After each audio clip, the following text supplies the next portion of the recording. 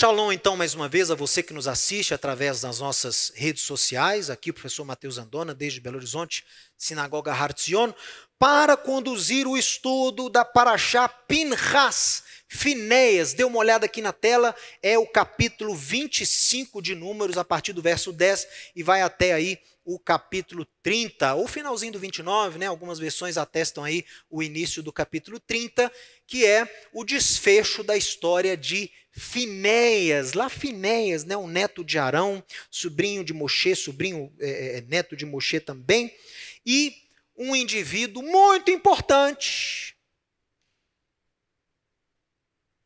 que você compreenda, porque de uma certa forma, Finéias representa algo para nós nos dias de hoje. Vamos começar o nosso estudo aqui, veja. Pinhas, na sua Bíblia está aí Finéias. Quem era o controverso herói de Israel? É controverso. Os sábios de Israel, a tradição judaica, tem opiniões divergentes sobre Finéias. Você lembra lá do evento? Eu não vou poder recontar tudo aqui. Israel, o rei Balaque de Moab, fracassa no intuito de contratar o feiticeiro Balaão. O Balaão acaba abençoando 3 vezes o povo de Israel e ainda solta uma profecia lá para Balaque sobre o Messias. E depois disso nós temos aqui um evento trágico. Porque o próprio Balaão, amando as riquezas que Balaque tinha prometido para ele, ainda cumpriu sua promessa de ajudar Balaque a destruir Israel. Como ele não conseguiu amaldiçoar, o que ele fez? No capítulo 31 de Números, nós temos o relato que ele dá o conselho para o rei Balaque, para o rei de Moab, e diz assim, ó, você só vai conseguir destruir Israel de dentro para fora. A única forma de você destruir Israel é você fazer com que o povo relativize a lei de Deus. É você fazer com que Israel não considere mais a lei de Deus como relevante para si. Quando o povo começar a desobedecer à instrução de Deus, ele será enfraquecido. E o seu Deus será contra ele. E você poderá atacá-lo. Então, seguindo o conselho de Balaão, do feiticeiro Balaão, Balaão falou, olha, como é que você vai fazer o povo transgredir a Torá? Você vai enviar as mulheres moabitas e também as midianitas, que tinham adornos sensuais. E na região onde eles estavam, em Peor, a divindade que era adorada lá chamava-se Baal Peor, que era um Baal desse monte Peor. E lá naquela localidade ele era adorado com orgias sexuais. As pessoas iam adorá-lo sem a parte de baixo das vestimentas. O culto a Baal Peor era feito dessa forma. E lá então naquela região que já tinha um histórico de promiscuidade sexual, essas mulheres vão e seduzem aos filhos de Israel. Não só isso, elas levam os filhos de Israel à idolatria. Como? Comendo alimentos consagrados a ídolos, adorando a altares consagrados a ídolos. Então, grande contaminação houve ali sobre o povo de Israel e despertou o quiná. Sabe o que é quiná? Quiná é ciúme, também traduzido como zelo. Desperta o zelo do Eterno e há uma praga, e a praga começa a consumir o povo e estava morrendo gente. E nesse contexto aí pandêmico, imagina só, era uma pandemia, era uma praga, estava o povo morrendo, ninguém sabendo o que fazer, as midianitas lá contaminando o povo de Israel achando que a lei de Deus estava relativizada, não é bem assim, essa lei serviu lá, né, nos antepassados, ela não tem relevância para nós agora, e vamos aqui tomar essas mulheres, não tem problema, nós adoramos um Deus, pode adorar mais. Quem adora um, adora dois. Porque os romanos pensavam assim, né? Quem adora um, adora dois, adora três. E aí, um homem, líder da tribo de Simeão, pega uma princesa de Midian, chamada Cosbe, e esse homem da tribo dos simeonitas, filhos de Salu, chamava-se Zimri. E esse camarada desfila com uma midianita, essa tal de Cosbe, e ele arma uma tenda na frente da tenda do tabernáculo, e à vista de Moisés e dos anciãos, ele começa a ter sexo com aquela midianita. E o povo começa a prantear. E olha o mais interessante. Moisés não sabia o que fazer. Moisés não sabia o que fazer. O choque foi tão grande, a afronta ao Eterno foi tão grande. A afronta foi tão grande. O desrespeito foi tão grande que chocou Moisés e Arão, Moisés e Elazar, não sabiam o que fazer.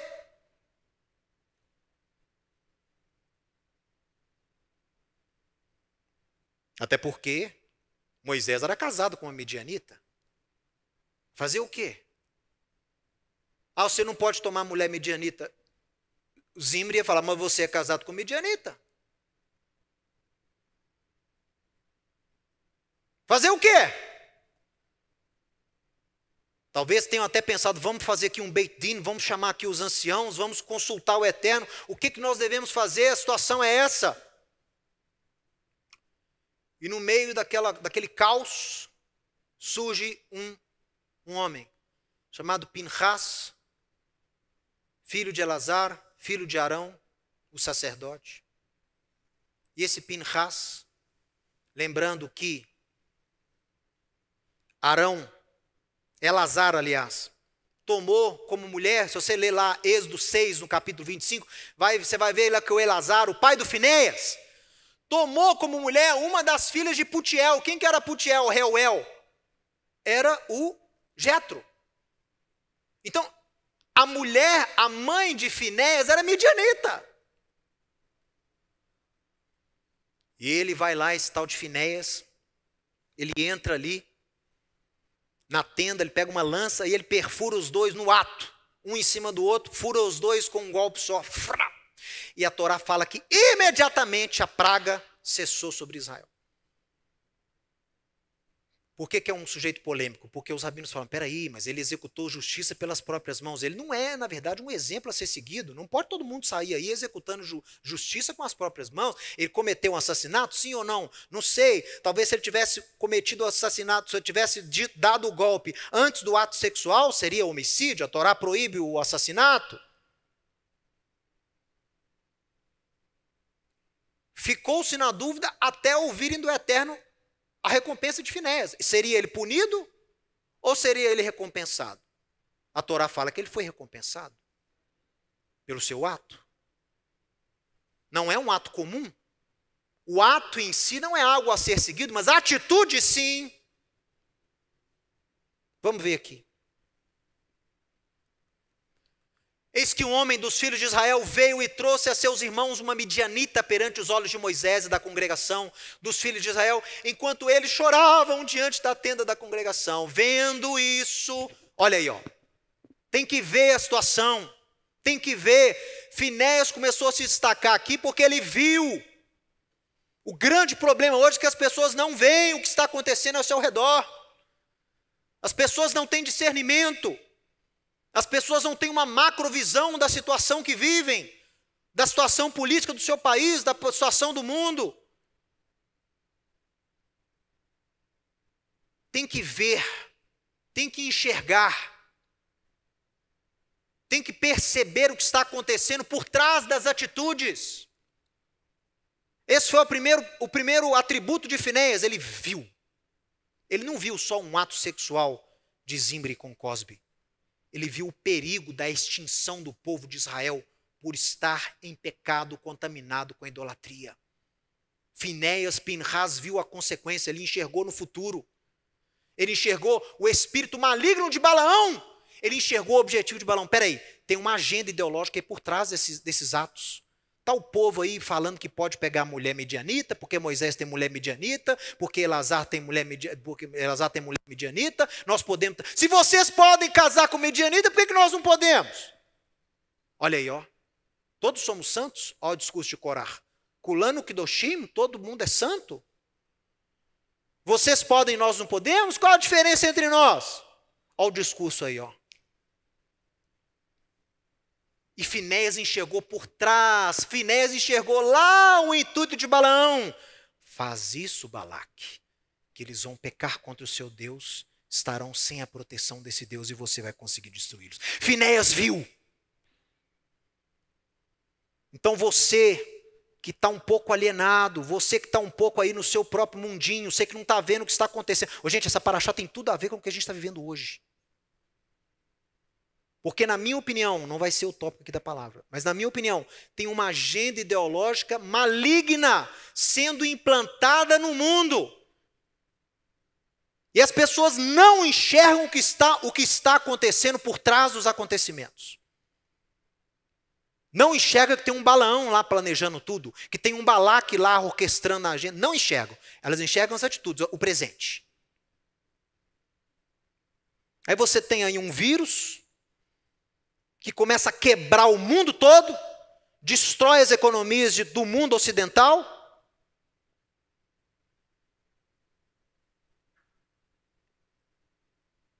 Um vírus que já se provou que tinha-se conhecimento dele, e que o governo de onde esse vírus veio alertou e puniu médicos que quiseram alertar sobre esse vírus anteriormente. Isso já está provado, isso não é minha opinião. Não interessa a minha opinião. Isso são fatos. E as pessoas vão se perguntar, mas o que está acontecendo? Ninguém está vendo.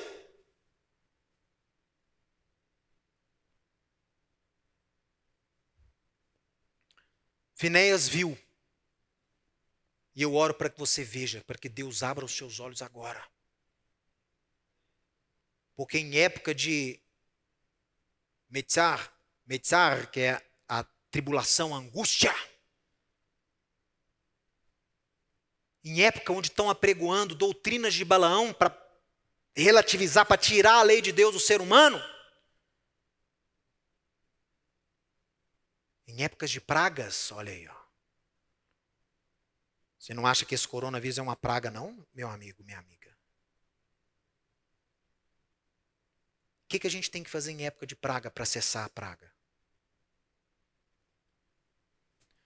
Vendo isso, Finéias, filho de Elazar, filho de Arão, o sacerdote, levantou-se aí, ó, do meio da congregação, pegou uma lança, foi após o homem israelita até o interior da tenda e os atravessou, ao homem israelita e à mulher, e ambos pelo ventre. Então a praga cessou sobre os filhos de Israel, mas os que morreram da praga foram 24.000.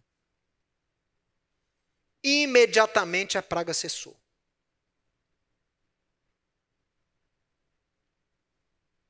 E a Torá fala que Finéias, você vai ver esse texto comigo daqui a pouco, foi cheio do quiná, do zelo do Eterno, do ciúme, na verdade, né? É ciúme, a palavra é ciúme.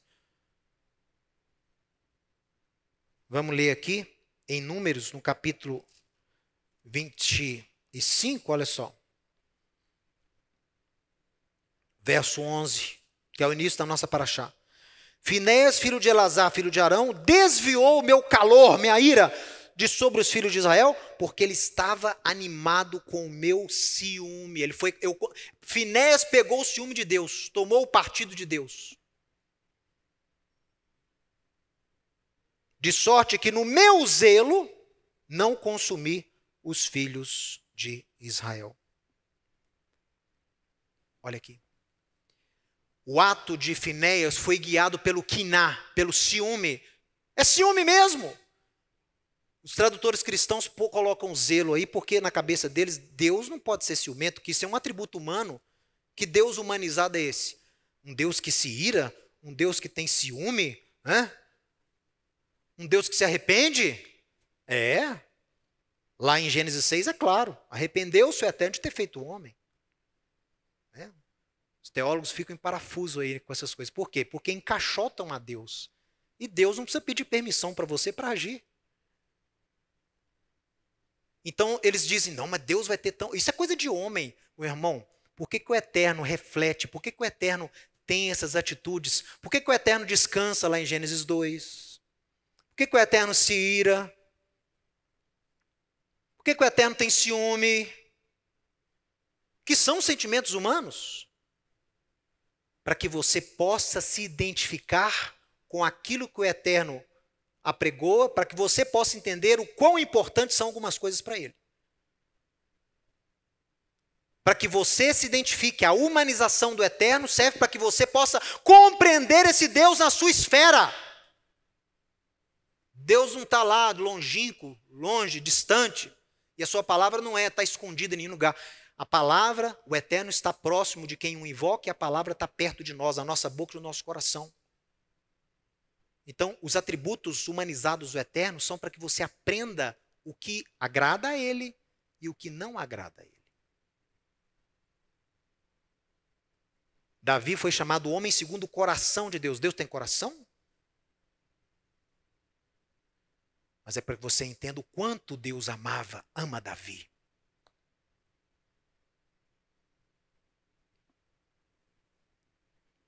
Finéias foi consumido por esse zelo. Mas o que seria esse zelo de Deus? Por que Deus é chamado um Deus zeloso ou ciumento? Lá em Êxodo 20, no Decálogo, ele fala de novo: eu sou o El-Quiná, o Deus que sente ciúmes.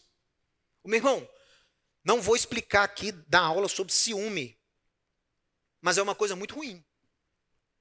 Você que é homem, mulher, casado, casada, sabe que esse ciúme é realmente um sentimento que incomoda.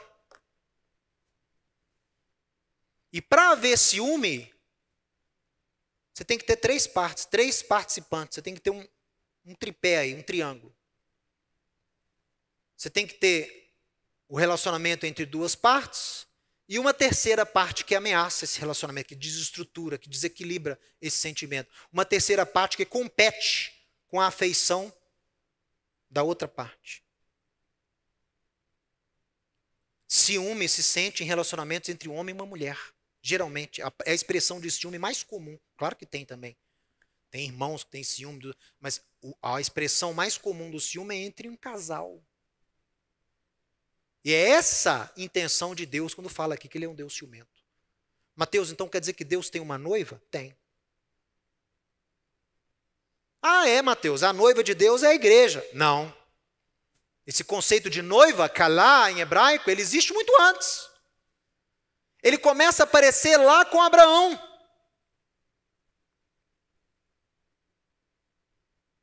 E os profetas de Israel nos explicam o que é, quem é a noiva de Deus.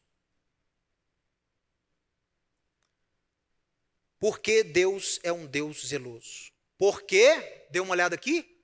Porque Israel é chamada de noiva. Jeremias 2:2. Tenho saudade, Israel, daquela época onde você me seguia pelo deserto, pelos locais inóspitos, onde você me seguia como a noiva segue o noivo. Não havia mais ninguém para te ajudar. Você dependia 100% do seu marido, Israel. Jeremias 31, eis que faço com vocês, Israel, uma aliança que será renovada. E essa aliança não será como a primeira que fiz. Por isso que vai ser renovada, por quê? Porque apesar de eu ter me casado com vocês, vocês quebraram essa aliança pela desobediência. Olha só, Deus se casa com Israel. Dizem os rabinos que o evento no Monte Sinai, a revelação da lei de Deus no Monte Sinai, foi a cerimônia de noivado. E a Torá é a ketubá, a Torá é o contrato de casamento. Porque todo noivado, o compromisso é assumido no noivado, meu amigo. A turma aí que gosta de cancelar noivado, terminar noivado. Né? Eu terminei, mas voltei atrás.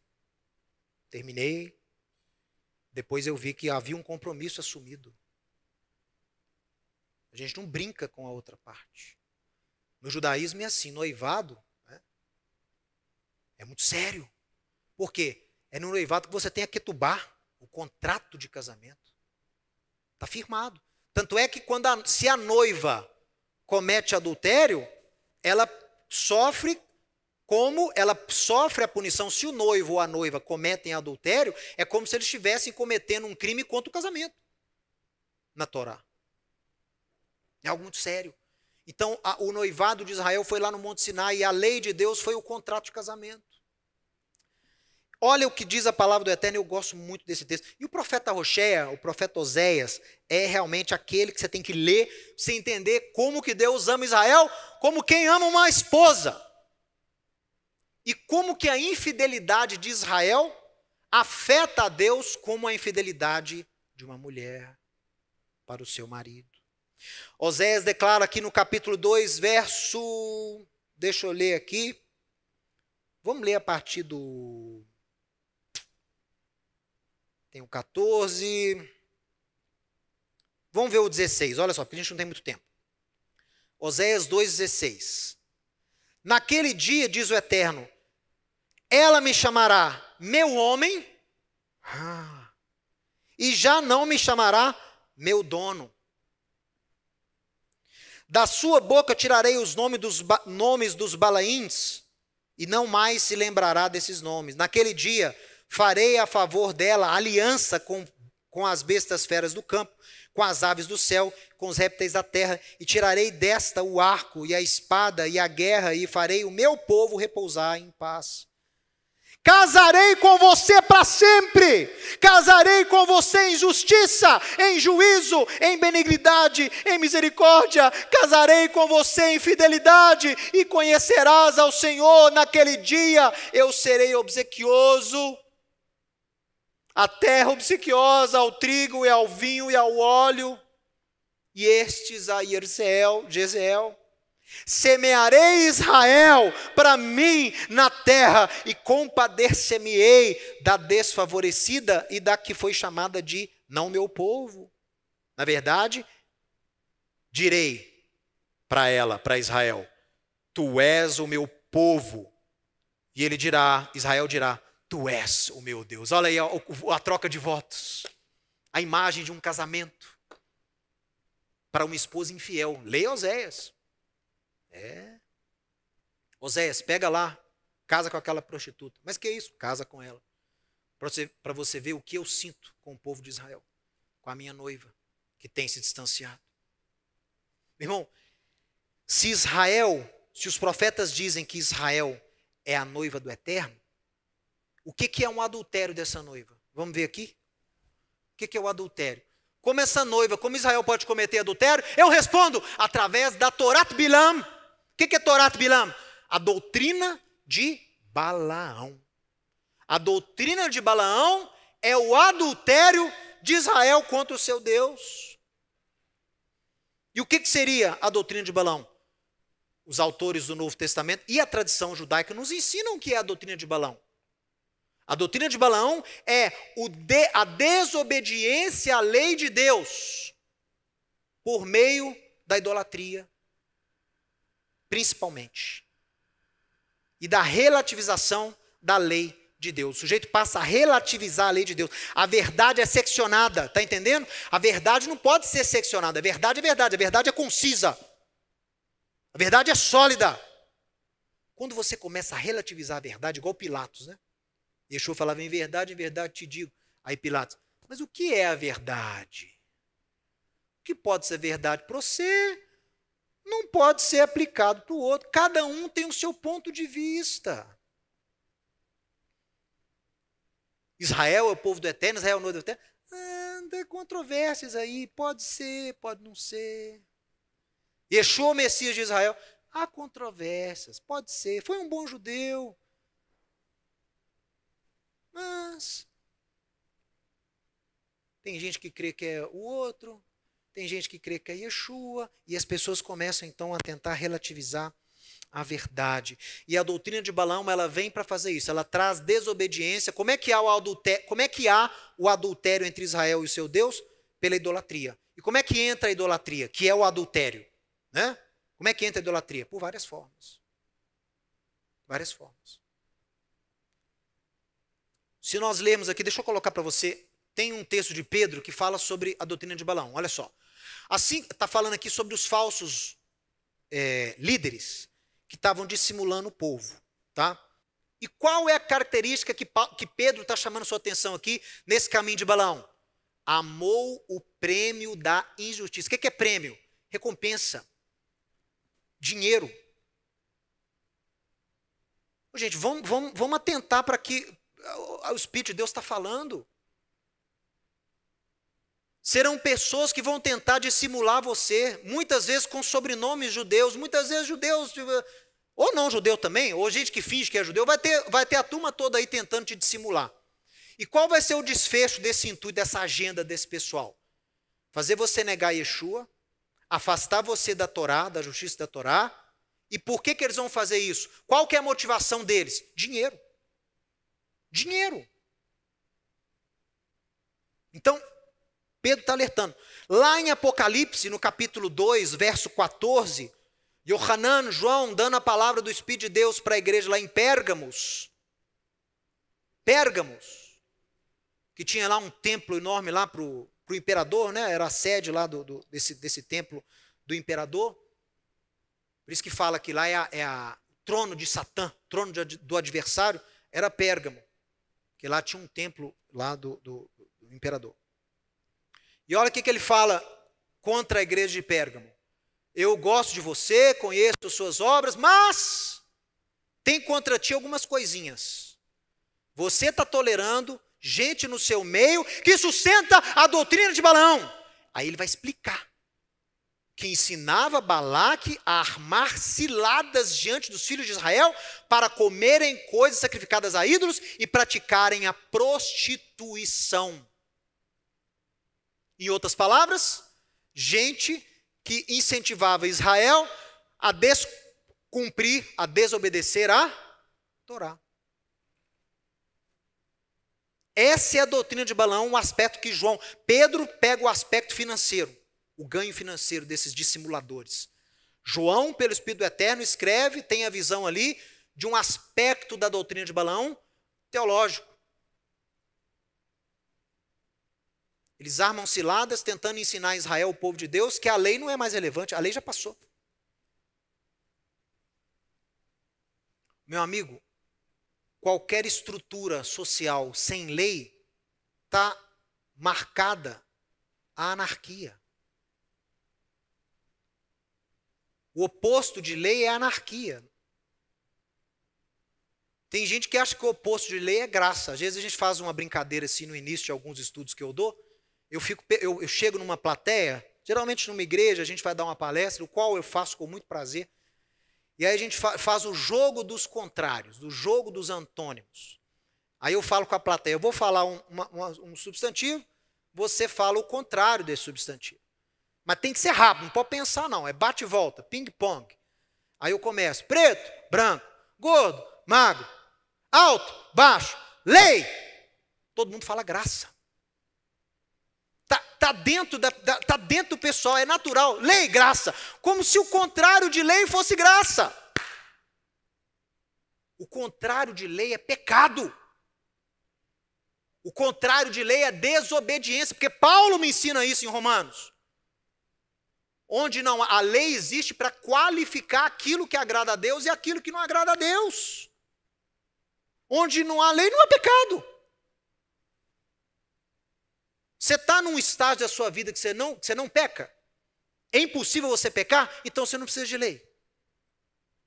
Agora, se você vive como eu, nesse corpo aqui, nesse tabernáculo temporário, se há dentro de você algo chamado pelos rabinos de Yetzer Hará, uma inclinaçãozinha para aquilo que é mal, então você precisa de Torá, você precisa de lei. Porque você tem que saber aquilo que agrada a Deus, você tem que saber o caminho de Deus e o caminho que não agrada a Deus. Você tem que saber as coisas que agradam a Deus e as coisas que não agradam a Deus. A lei é para o justo. O justo tem prazer em andar na lei de Deus. A lei para o pecador é peso. É peso, para ele é peso. O sujeito que peca, você falar com ele de lei, você acabou com o dia dele. Então, pessoal, João chama a atenção sobre essa doutrina de Balaão, que João explicou como sendo o quê? Convencer as pessoas a desobedecerem à lei de Deus. No caso aqui, através da, olha isso, hein? Comer comida sacrificada a ídolo e praticar prostituição. Que eram as duas coisas que Paulo combatia entre os gentios. Você sabia disso? É só você ler a carta aos Coríntios. Paulo vai bater firme em cima dessas duas coisas. Crente em Yeshua, membros do reino de Deus, não podem cometer qualquer tipo de idolatria, nem cometer qualquer tipo de promiscuidade sexual. Eram as bandeiras de Paulo para os gentios, para que o gentio é prático, 100% prático. Abandone essas coisas. Agora vocês são cidadãos do reino. Abandone isso aí. E Paulo explica em Coríntios que idolatria não é só você se prostrar lá diante do altar do Deus. É comer comida que você sabe que foi consagrada a ídolo. É se contaminar com idolatria. Se contaminar com coisas que você sabe que é consagrada ao mal. E promiscuidade sexual. O casado, que incide em relação sexual extraconjugal, é adultério, é pecado, promiscuidade sexual. O que não é casado, que vive uma vida sexual ativa, é pecado diante da Torá. Você não pode ser defraudando aí mulher uma atrás da outra. Então, são princípios que a doutrina de Balaão vai querer quebrar. Não, o que é isso? Pode comer de tudo. Tem distinção de alimento, não. Paulo não ensina lá para Timóteo que aquilo que for santificado com a palavra, com a ação de graça, pode ser, né? Tudo que pode ser comido aí santificado com a palavra, com ação de graça, pode ser recebido. Ih, isso aí é coisa de judeu, come tudo aí que você tem direito, só. As pessoas são tão incautas que o próprio texto já entrega, né? Tudo aquilo que pode ser santificado pela palavra, pode ser recebido com ação de graça. Você pode pegar um objeto ou uma atitude que a palavra condena e fazer a atitude, comer o alimento, achando que a palavra vai santificar, a palavra já condenou. Então, aquilo que a palavra já condenou, você não pode santificar e tomar. Quando você começa a pregoar aquilo que Deus detesta e começa a falar que aquilo é lícito, não, pode sim, não tem problema não. Olha o mundo que nós estamos vivendo hoje. Olha o mundo moderno.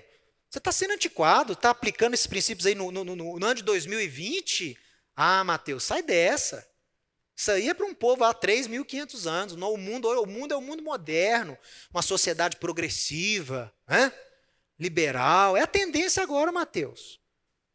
Fica aí retendo esses valores antiquados e retrógrados, não, que você vai ficar aí estagnado. Ah, doutrina de Balaão. Ah, doutrina de Balaão, que vai dissimular muita gente, que faz o povo de Deus cair. Finéias agiu tão no propósito do Eterno, que não só se viu de expiação, capará. Isso aí tem muita gente que não entende até hoje. Quando a gente fala que o sacrifício de Yeshua trouxe expiação eterna, muitas pessoas falam assim, mas sacrifício humano não traz expiação, não. A Torá não relata. Como assim não relata? O sacrifício de Zimri e Cosbe trouxe expiação para um povo todo. Se o sacrifício de um ímpio e uma prostituta trouxe expiação para Israel, quanto mais o sacrifício de um justo pelo injusto. Pensa, meu irmão, pensa. Finéias, filho de Elazar, filho de Arão, desviou a minha ira sobre os filhos de Israel, pois estava animado com o meu zelo entre eles, de sorte que no meu zelo não consumi os filhos de Israel. Portanto, dize, eis que lhe dou a minha Brit Shalom. E a ele e a sua descendência depois dele, eles terão a Keunat Olam, a aliança do sacerdócio eterno. Porquanto teve zelo pelo seu Deus e fez capará, expiação pelos filhos de Israel. Irmão, aliança de paz, aliança plena, o que é isso? Ele jamais teria que agir como ele agiu lá no Baal Peor. Jamais. Não. Fazia aquilo de novo, ele não faz não. Porque ele tem agora uma aliança de paz. E o que é o sacerdócio eterno? É Deus honrando a sua linhagem. Tem até algumas lendas judaicas que falam que ele não morreu, que ele ficou aí vivendo para sempre. Mas eu não acredito nisso não. Porque a Torá é clara aqui que deu a sua semente, a sua descendência. Então é o filho dele, os descendentes dele. Tá bom? E ele vai ser usado várias vezes. Você vê que com Josué, primeiro no capítulo 31 de Números, o Moisés põe ele para liderar o exército. Chegou a hora de acertar as contas com o midianita. Mandaram mulheres aqui para nos contaminar. O Finéias completa o serviço. Lidera o exército aí, pega as trombetas de prata, vai à frente, acaba o serviço. Cumpre a missão. Você começou a cumprir ela lá com o Zimri, termina de cumprir ela aqui com os midianitas. Depois, quando Josué já está liderando o povo lá na divisão da terra, o Finéias, ele ajusta lá, ele separa uma briga que estava havendo entre as tribos de Israel. Um homem usado.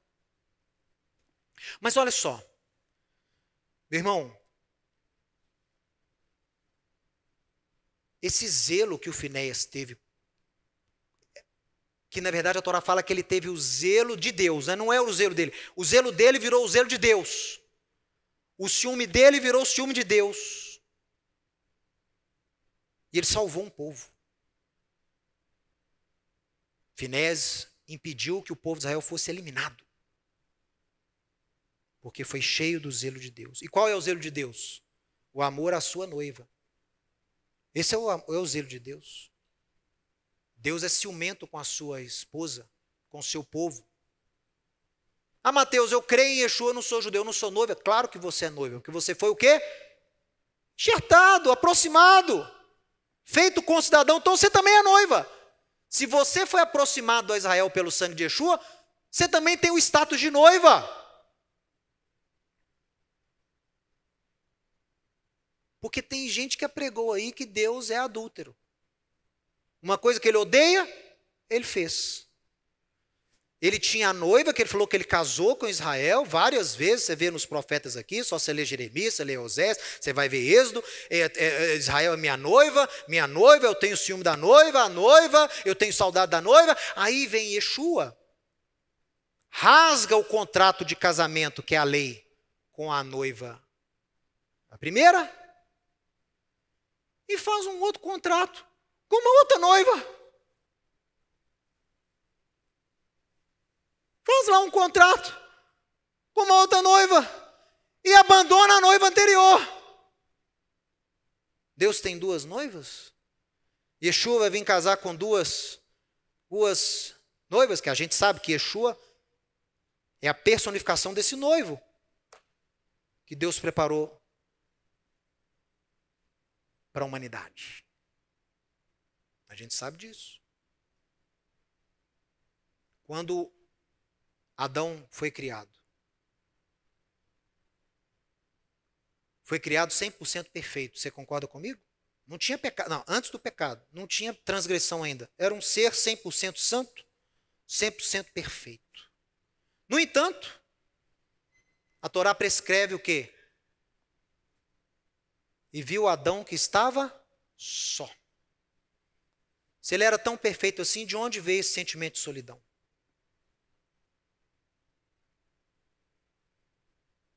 É muito fácil. Você sabe a origem de Adão. Adão foi criado à imagem e semelhança de Deus. Tudo que ele tem veio de Deus. Mateus está querendo me dizer que Adão nasceu, foi criado com um sentimento de incompletude? Ele herdou isso do Deus eterno de Israel? Não.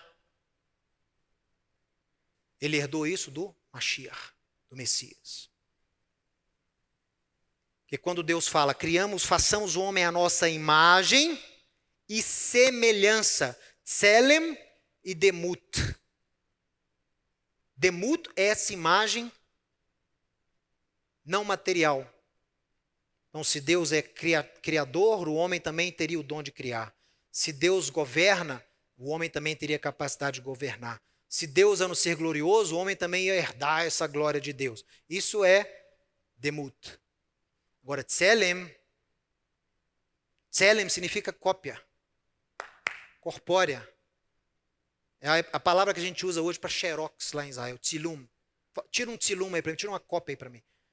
Cópia precisa de matéria, você precisa de copiar algo que é palpável. Deus é espírito. Deus não tem forma. Mas o Mashiach, o Messias, tem corpo. O Mashiach andava no jardim do Éden na viração do dia. Ele andava. Ele gritava, Adão, ei, Keka! Adão, onde você está? O homem foi criado à imagem e semelhança também do Mashiach. E foi criado com esse sentimento de incompletude, porque o Messias também aguarda esse casamento. O Messias também aguarda o ser humano como a sua noiva. Deus criou o ser humano para o Messias Yeshua. Deus criou o homem para ser a noiva do Messias. Por isso que todo homem nasce, qual é o natural? O natural é você nascer e procurar a sua... Essa expressão alma gêmea tem até muito sentido.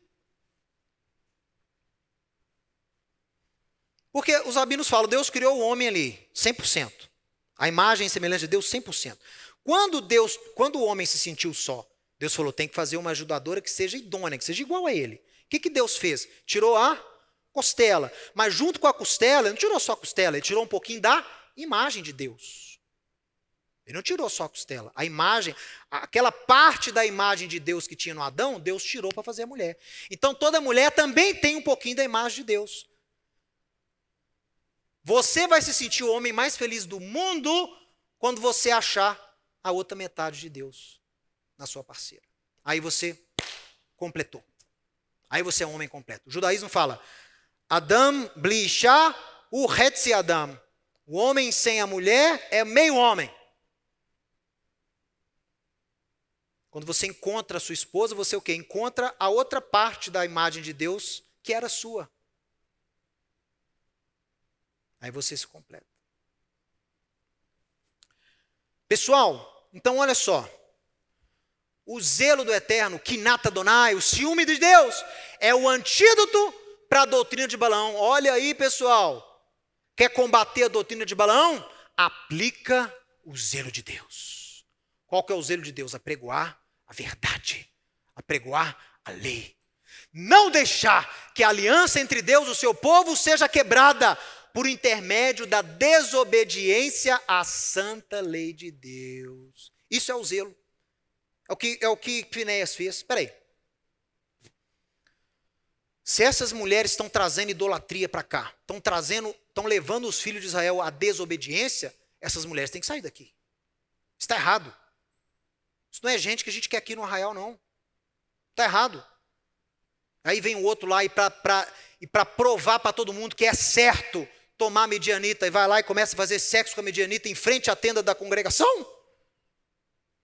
O sujeito foi cheio do zelo, foi lá e foi agraciado com a aliança de paz, matou a doutrina de Balaão, que aqui o que estava acontecendo ali era a doutrina de Balaão. É o antídoto, é a vacina para a doutrina de Balaão. Lei de Deus.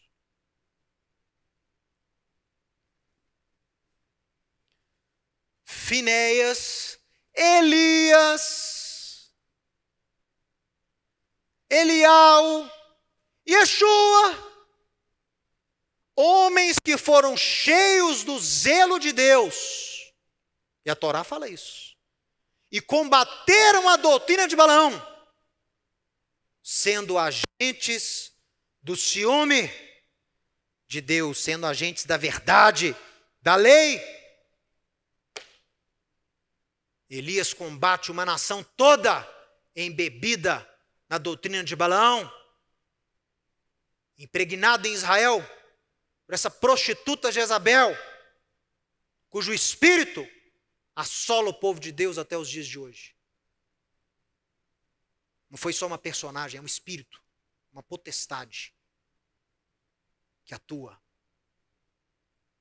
diminuindo a figura masculina, diminuindo a autoridade do homem dentro de casa e apregoando o desrespeito à lei de Deus. Yeshua, em Mateus capítulo 21, foi cheio do zelo do Eterno. E a gente sabe porque ele cita uma palavra lá de Jeremias 7, que é o zelo. O zelo do Eterno me consumiu, porque vocês transformaram a casa de Deus num covil de ladrões. Quando Yeshua viu aquilo ali, aí a doutrina de Balaão que Pedro chama a atenção. A doutrina de Balaão tem vários aspectos: promiscuidade, luxúria, amor às riquezas. E aí o Yeshua viu aquela coisa toda lá, o povo fazendo comércio, aquela bagunça, aquela roubalheira,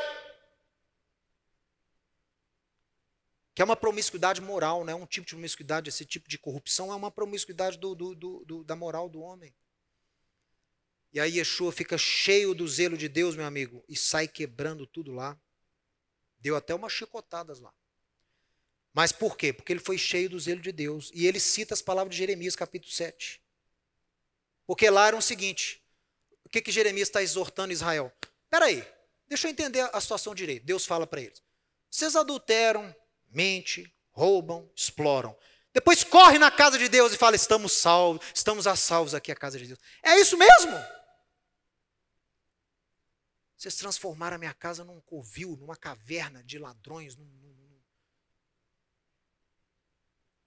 Então foram homens que foram cheios do zelo do Eterno, meu amigo. E nós vamos concluir o estudo dizendo o seguinte: olha, ter o ciúme de Deus, olha aqui, ó. Não vai dizer aí que o Mateus está incentivando violência, não. Não é isso. Olha aqui que eu vou escrever. De intolerantes o mundo já está cheio. De fanático e radical já está cheio. Não é isso. Ter o ciúme de Deus é o quê? É não deixar que o seu povo o traia por meio da desobediência. Combatemos as pragas. Olha o coronavírus aí, ó. Vamos combater o corona? Tranca todo mundo em casa. Apregou o medo para todo mundo. Deixa a população em pânico. Vamos combater o coronavírus. Tá bom, eu sou a favor das medidas de segurança, das medidas de isolamento social. Eu não sou contra isso não, meu irmão. Sou a favor. É uma pandemia, existe um vírus, isso é invenção, não existe. Está matando gente ao redor do mundo. Mas qual que é o real combate às pragas que Deus deixa vir sobre nós? É quando você começa a dar uma de Finéias e a pregoar a verdade de Deus, os seus princípios e os seus valores para um mundo que jaz no maligno. Isso é ter o ciúme de Deus. É apregoar a verdade. E eu li aqui o Salmo 119, 142. A tua lei é a verdade. Apregou a lei de Deus. Apregou os princípios de Deus. Apregou os valores do Eterno. Restaura o povo para que cesse a praga. Porque se não houver arrependimento, se não houver mudança, meu irmão, não vai parar nessa aí não. Já anunciaram, tem outra caminho aí. Mesma origem. Vendo Finéias, levantou-se. Você tem que ver, meu irmão. Mesma origem. Vou parar por aqui, senão vão me censurar. Volta aqui. Olha, Finéias não pediu, olha aqui, ó. Finéias não pediu a Moisés ou a liderança de Israel para poder agir. Ele não procurou ser politicamente correto. Ele não pensou no que poderia acontecer com ele por matar um príncipe israelita. Ele não considerou o fato da esposa de Moisés ser midianita, nem da própria mãe ser midianita. Ele simplesmente não podia aceitar tamanho desrespeito, arrogância e afronta à lei de Deus. A Torá nos relata que Finéias foi tomado pelo ciúme, pelo quiná de Deus perante a prostituição de Israel, e por isso não só fez expiação pelo filho de Israel, mas também foi agraciado com a Brit Shalom, com a aliança de paz, e com a Keunat Olam, com o sacerdócio perpétuo, pessoal. Ele não foi politicamente correto, e eu também não sou. Eu não sou. Porque a Torá não é. Yeshua não foi. Por que eu vou ser? Irmão, o politicamente correto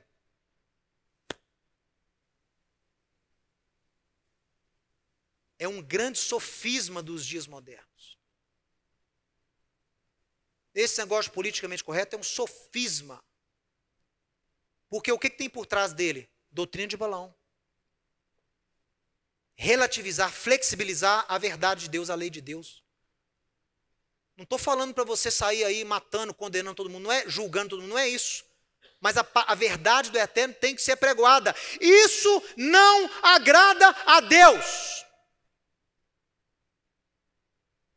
Essa atitude, esse comportamento, essa teologia não agrada a Deus, não está de acordo com a lei de Deus. Parem.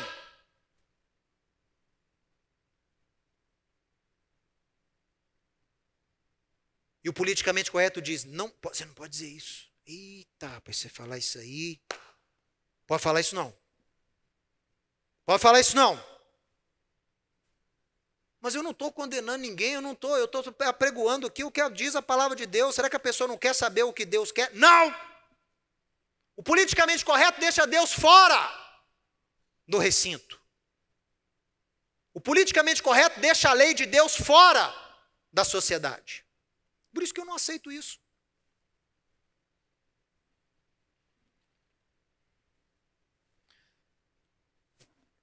Devemos buscar sempre ter o zelo do Eterno sobre nós, não para fazer justiça com as próprias mãos, a turma aí, ó. Nem para pregoar um fanatismo religioso, intolerante e violento. Não.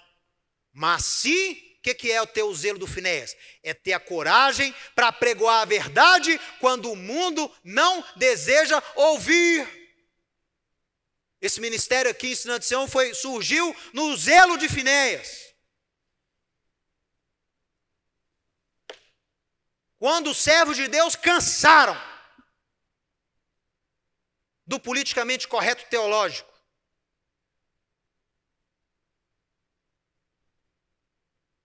Lei, você não pode falar em lei de Deus não, a lei acabou. Israel, desse negócio judaizante. Yeshua, não, Jesus, para com esse negócio de Yeshua, isso aí está judaico demais. Mas ele é judeu? Não, mas não pode. O politicamente correto tirou a identidade judaica de Yeshua, transformou ele num apatriado, ele não tem raça, ele não tem povo, ele não tem tribo, ele não tem nada. Ele é um homem que surgiu lá, veio do céu, sem nada, tipo Melquisedeque, sem genealogia, sem nada, chegou lá, representa todas as raças, todas as tribos, ele é tudo. E despiu Yeshua da identidade judaica dele, politicamente correto. Você não pode falar que Yeshua é judeu, que é isso? Coitado lá do palestino. Você falar que Yeshua é judeu, o que vai ser do brasileiro? Yeshua não é brasileiro, vou entrar em depressão.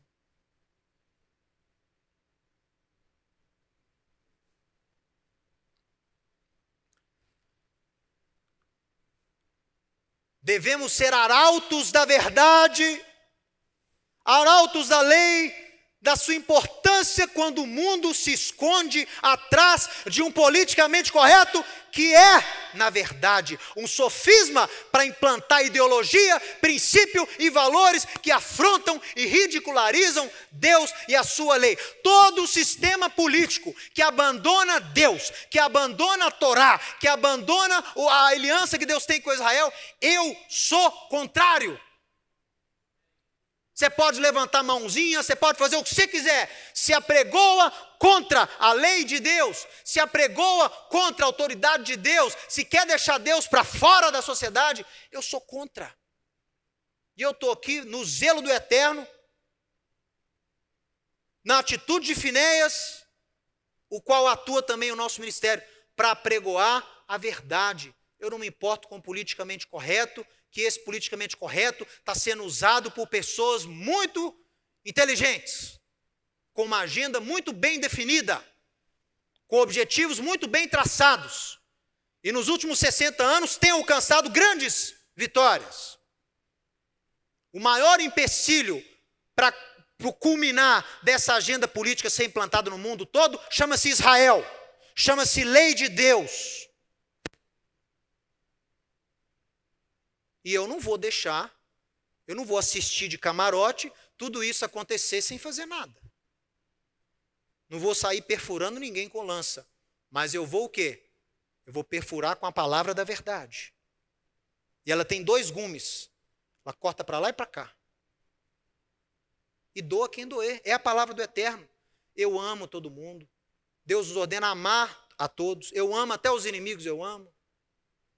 Mas eu não preciso ser tolerante com uma falta. Eu sou tolerante com a pessoa, mas não com o seu pecado.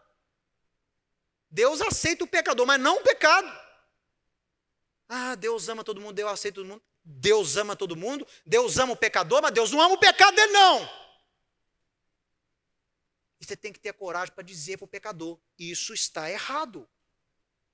Em Deus você vai ter o poder de mudar esse estilo de vida. Creia! E aí entra o sobrenatural. Porque não é só também, é o sobrenatural. Você não pode errar. Você tem que conhecer a palavra e o poder de Deus. Você tem que conhecer a palavra e ter o poder de Deus. Aí você consegue mudar vidas pelo poder de Deus, não pelo seu. E eu termino citando aqui as palavras de Edmund Burke, que no século XVIII foi um político inglês. Tem uma frase que é muito comum, que se aplica totalmente aqui ao zelo de Finéias. Ele escreveu: para que o mal triunfe, basta que as pessoas de bem não façam nada. Esta oração já é em nome de Yeshua. Amém e amém. Se você gostou e foi abençoado com esse estudo, inscreva-se em nosso canal do YouTube. Considere também ser um mantenedor do trabalho do Ensinando de Sião no Brasil, Israel e no mundo. Doações e contribuições podem ser feitas através do link na descrição desse vídeo. Um grande abraço e shalom, shalom.